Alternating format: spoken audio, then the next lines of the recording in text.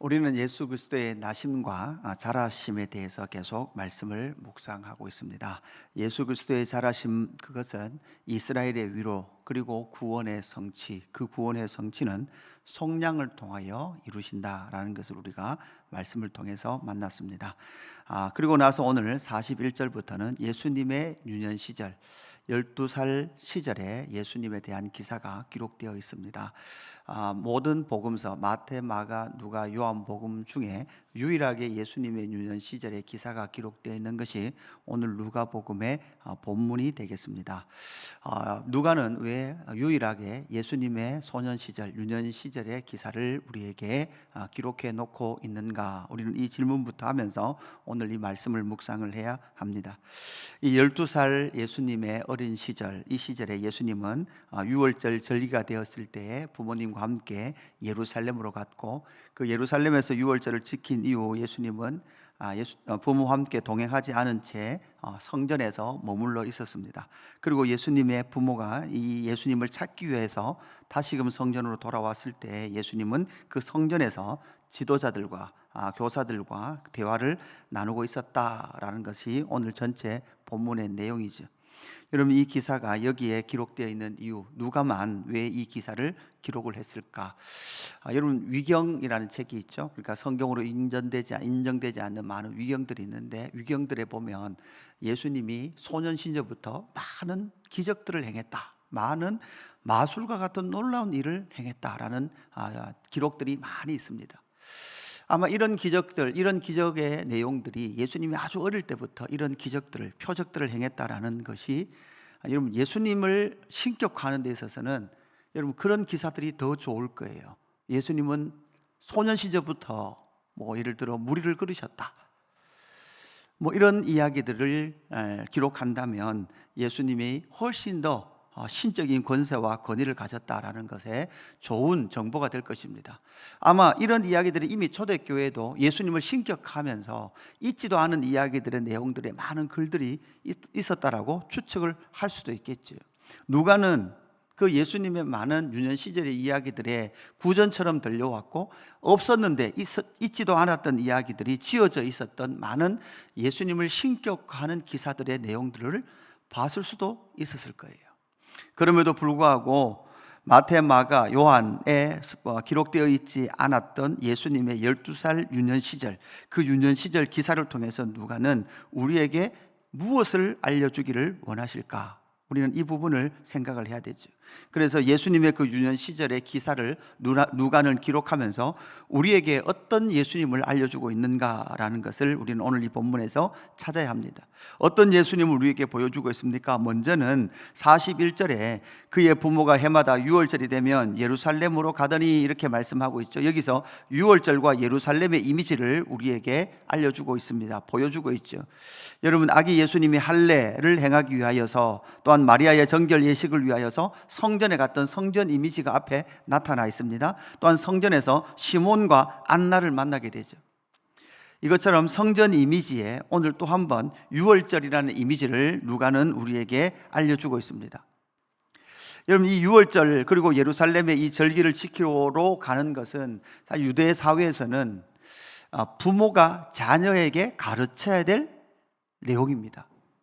언제나 부모는 3번의 절기를 지키기 위해 예루살렘으로 가야 되고, 그때 갈 때 부모만 가는 것이 아니라, 어른만 가는 것이 아니라 아이들도 함께 그 절기를 지키러 가는데, 여러분, 이건 나사렛 공동체죠. 친족들이 함께 가는 겁니다. 그렇게 함께 가서 그 절기를 지키는 것이죠. 이 특별히 유월절과 예루살렘이라는 이 성전 이미지를 통해서 앞으로 예수 그리스도께서 이 절기, 유월절 절기에 행하실 그 일, 여러분, 사실 십자가를 향하고 있는 그 첫 이미지, 유월절 이미지가 여기에서 등장하고 있다라는 거죠. 그래서 유월절, 그것은 우리가 잘 알듯이 장자의 죽음, 앞에서 할례를 행하기 위하여, 정결 예식을 행하기 위하여 첫째 아들을 하나님께 드렸던 것처럼 바로 당신이 십자가에 맏아들로서 유월절 어린 양이 되시는 그 첫 번째 이미지가 오늘 본문 41절의 유월절 이미지와 예루살렘 성전의 이미지와 함께 겹쳐 우리에게 제공되고 있다라는 것이죠. 그래서 이렇게 유월절을 통하여서 예수님께서 앞으로 그 구속과 구원의 성취는 결국 이 유월절 절기, 특별히 예루살렘에서 행하실 이 유월절 절기를 통하여 예수님은 바로 구원을 성취하시는 모습을 우리에게 보여주고 있다라는 것을 오늘 이 41절에서 찾을 수 있는 거죠. 두 번째 이미지는 무엇입니까? 예수님의 그 자의식, 이렇게 말하죠. 예수님은 자기를 어떤 존재로 이해하고 있었는가? 여기서 48절 말씀 보면 이렇게 말씀하고 있습니다. 그의 부모가 보고 놀라며, 여러분 예수님께서 이제 예루살렘 성전에서 뭐 하고 있었던 거예요? 대화를 나누고 있었죠. 사흘 후니까 여러분 이제 하룻길을 갔는데 찾지 못했던 거예요. 그래서 다시 돌아오죠. 하룻길 돌아와서 찾았을 때 사흘째 될 때에 성전에서 예수님을 만나게 되죠. 그래서 48절에 그의 부모가 보고 놀라며 그의 어머니는 이르되 아이야 어찌하여 우리에게 이렇게 하였느냐, 보라 내 아버지와 내가 근심하여 너를 찾았노라. 그래서 여러분 12살이면 우리나라로 초등학교 4학년 5학년 뭐 이 정도 나이가 되는 거잖아요. 그러니까 예수님께서 나사렛 공동체들이 이제 유월절을 지키고 돌아갈 때 같이 가지 않았던 거죠. 성전에 머물러 있었던 거죠. 그렇게 해서 부모가 돌아와서 마리아가 이렇게 말해요. 보라 내 아버지와 내가 근심하여 너를 찾았다, 이렇게 말하죠. 그럴 때 49절에 예수께서 이르시되 어찌하여 나를 찾으셨나이까? 내가 내 아버지 집에 있어야 될 줄, 이렇게 돼 있죠. 그러니까 내 아버지. 그러니까 보라 내 아버지, 이 아버지는 누구를 말하는 거예요? 요셉을 말하는 거죠. 그런데 여기서 49절에서 내 아버지는 누구를 말하는 거죠? 하나님을 말하는 거죠. 이 두 절에 어떻게 보면 누가는 극명한 대비를 지켜놓고 있는 거예요. 안에 내 아버지와 내 아버지. 여러분 이것은 무엇입니까? 예수님의 존재 자체를 우리에게 먼저 알려주는 거죠. 여러분 예수님은 이 땅에서 육신의 아버지라고 말하는 요셉이 있었습니다. 사실은 육신의 아버지가 아니죠. 그런데도 불구하고 그 땅에서는 육신의 아버지 요셉. 그러니까 이 부분은 뭡니까? 예수님의 인성을 강조하는 거예요. 예수님의 인성을 강조하는 거라면 49절에 나타나는 내 아버지는 무엇입니까? 예수 그리스도의 신성을 말하는 거죠.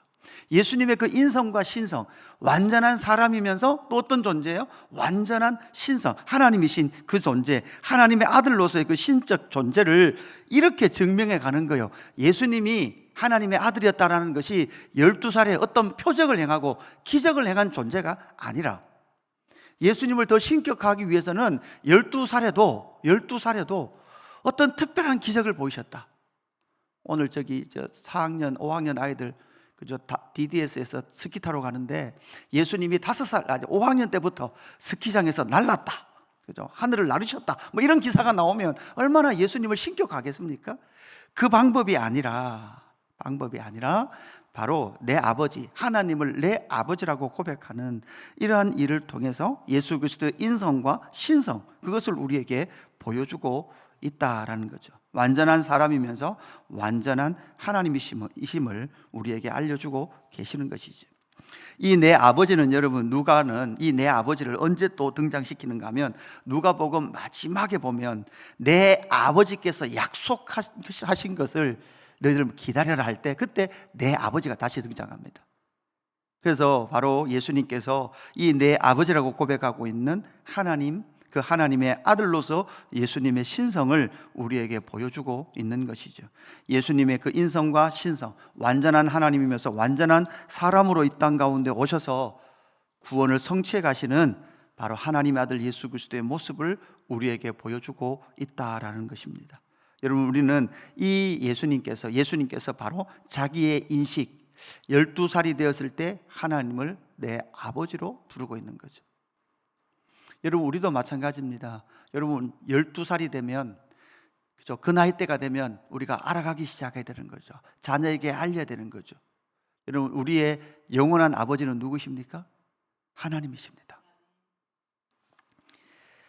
영원한 아버지이신 그 하나님께서 우리의 삶을 인도하시고 우리의 삶을 이끌어 가시고 영원하신 그 하나님의 집에 우리는 거해야 될 존재다라는 것을 우리는 알게 됩니다. 누구를 통하여? 예수 그리스도를 통하여. 그리고 마지막 세 번째, 예수님의 잘하심을 우리에게 다시 한 번 더 확인해 주고 계십니다. 52절, 예수는 지혜와 키가 자라가며 하나님과 사람에게 더욱 사랑스러워 가시더라, 이렇게 말씀하고 있죠. 여러분, 여기서 예수님의 잘하심, 앞에서 계속해서 말씀드리지만 예수님은 나시고 자라셨습니다. 그 모든 어린 시절을 보내셨습니다. 그렇게 자라실 때에 지혜도 자랐고 뭐도 자랐습니까? 키도 자랐습니다. 여러분, 이 자람의 모습을 통해서 예수님은 사람으로 태어나셔서 자라가셨고, 그 자라시는 여정 가운데 예수님은 자기 인식, 내가 누구인지를 알아갔던 거죠. 내가 누구냐 하면 바로 하나님의 아들이다. 그리고 앞으로 이제 유월절 어린 양이 되셔서 구원을 성취하시고 이루실 그 일들, 자기의 사명이 무엇인지를 앞으로 알아가시는 예수님의 모습을 우리가 만나게 되는 것이죠. 여러분, 이것처럼 오늘 이 52절 말씀을 통해서 사실 이것이 앞으로 나타날 성도와 교회의 모습이기도 합니다. 여러분, 이것이 무엇입니까? 여러분, 우리도 자라가야 합니다. 어떤 영역에서 자라가야 합니까? 지혜. 어떤 지혜? 하나님과 주 예수 그리스도를 아는 지혜가 우리 가운데 자라가야 합니다. 교회도 마찬가지죠. 교회의 자라감은 무엇입니까? 규모가 커지는 것이 자라가는 것입니까? 아닙니다. 예수 그리스도와 하나님을 아는 지혜가 많아지고 그죠? 자라가는 거죠. 하나님과 사람에게 더욱 사랑스러워 가시더라. 하나님이 교회와 성도들을 바라보시면서 더욱더 사랑스러운 존재. 여러분, 부모님들, 저희 어머니가 그러더라고요. 자식은 7살 때까지 사랑스럽대요. 이런 말씀 하시더라고요. 아이고, 자식 그거 그거 있나? 7살 때까지 사랑스럽지. 학교 가는 순간부터 여러분 뭐라는 거예요? 근심덩어리, 하나의 근심덩어리 여셨던 것 같습니다. 그런데 정말 하나님과 사람 앞에서 더욱 사랑스러워가는 존재, 왜요? 하나님을 아는 지혜와 우리 주 예수 그리스도를 아는 지혜가 자라갈 때에 바로 하나님과 사람에게 더욱 사랑스러워가는 존재, 성도와 교회가 정말 삼위 하나님 앞에서 자라가는 그러한 귀한 공동체 되기를, 저와 여러분의 삶이 되기를 주님의 이름으로 축복합니다. 오늘 말씀을 정리하면서 누가만 왜 이 예수님의 12살 때 이 사건을 특별히 유월절 성전에서 예수님을 잃어버렸던 이 사건을 우리에게 제공하고 기록하고 있을까? 이 말씀을 우리가 기억하면서 유월절의 성전에서 그 구원을 이루실 예수 그리스도의 이미지가 여기서 등장했을 뿐만 아니라 예수님의 존재를 우리에게 정확하게 알려주고 있습니다. 그 예수님의 존재, 완전한 사람이면서 완전한 하나님의 아들이신 예수 그리스도를 통하여 구원을 성취하시는 그 예수님께서 이 땅에서 자라가셨던 것처럼 우리 역시도 개인적인 것이나 교회 공동체가 역시 삼위 하나님을 아는 지혜와 지식이 더욱더 자라가서 하나님과 사람 앞에 더욱 사랑스러워가는 저와 여러분의 삶이 되기를 주님의 이름으로 축복합니다. 하나님 아버지, 감사합니다. 예수 그리스도의 자라가심, 이 말씀을 만날 수 있도록 인도해 주셔서 감사합니다. 하나님, 예수님이 이 땅 가운데 나셨습니다. 그리고 자라가셨습니다. 그리고 지혜와 키가 자라며 하나님과 사람에게 더욱 사랑스러워 가셨던 예수님을 따라 우리도 그 예수 그리스도의 구원과 새 생명 주심과 성령을 주심을 통하여서 하나님을 알아가는 지혜가 더욱더 풍성하여져서 하나님과 사람들 앞에 더욱더 사랑스러워가는 저희들 존재가 될 수 있도록 인도하여 주옵소서. 감사함을 드리며 구주 예수 그리스도 이름으로 기도드리옵나이다. 아멘.